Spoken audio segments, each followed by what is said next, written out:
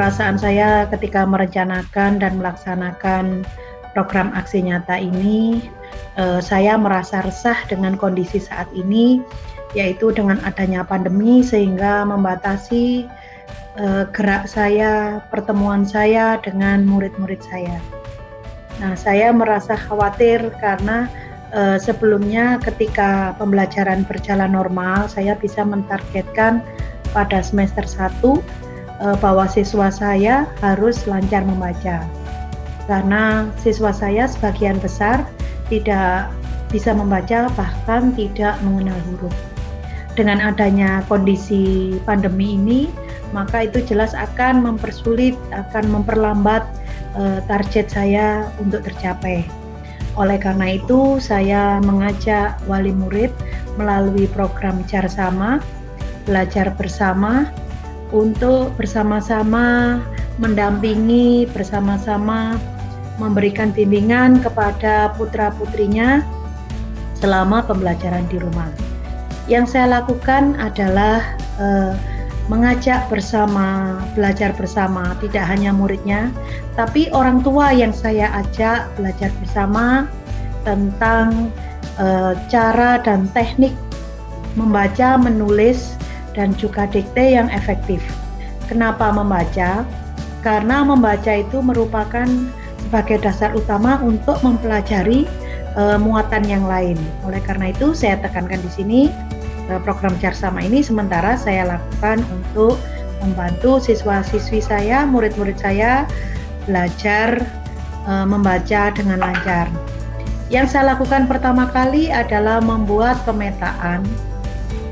Pemetaan ini saya lakukan tujuannya untuk membagi beberapa siswa berdasarkan kebutuhan belajar, berdasarkan kemampuannya, sehingga saya bisa mengelompokkan anak-anak ini, kemudian belajar bersama orang tua sesuai dengan golongan kemampuan dari putra dan putrinya.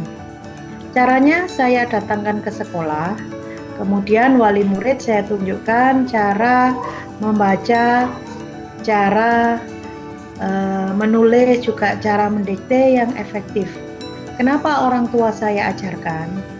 Tujuan saya agar apa yang anak-anak peroleh di sekolah, pembelajaran yang saya lakukan di sekolah, teknik yang saya ajarkan kepada anak-anak bisa selaras dengan teknik yang akan mereka dapatkan di rumah melalui pendampingan orang tua. Sehingga karena ini anak-anak masih usia kecil, sehingga anak-anak tidak muncul kebingungan ketika belajar di rumah seperti ini, ketika di sekolah seperti ini. Jadi saya sengaja menyeragamkan apa yang saya sampaikan di rumah, apa yang saya sampaikan di sekolah dan di rumah itu adalah sama.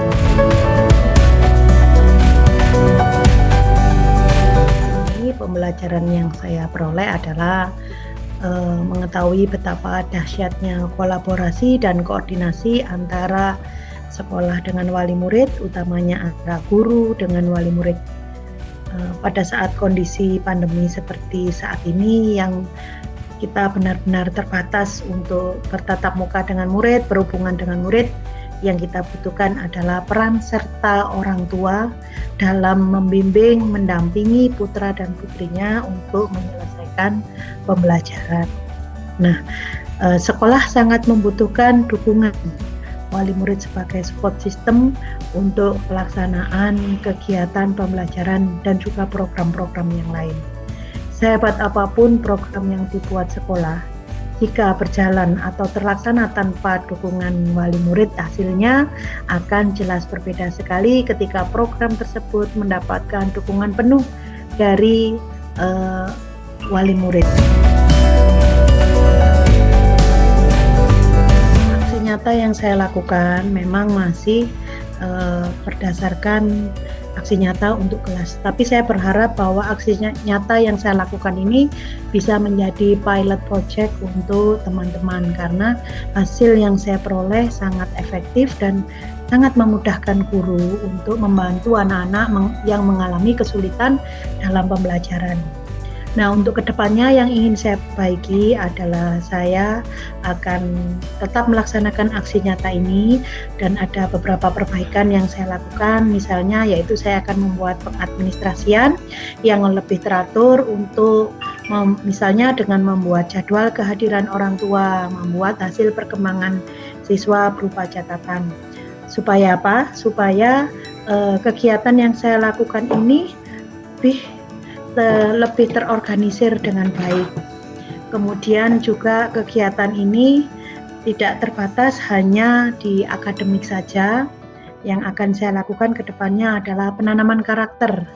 Juga akan saya sampaikan kepada wali murid bahwa orang tua pun harus senantiasa mendampingi karakter atau pendidikan karakter yang harus anak-anak pelajari selama di rumah dan harus dilakukan, kemudian diterapkan, diaplikasikan dalam kehidupan mereka sehari-hari.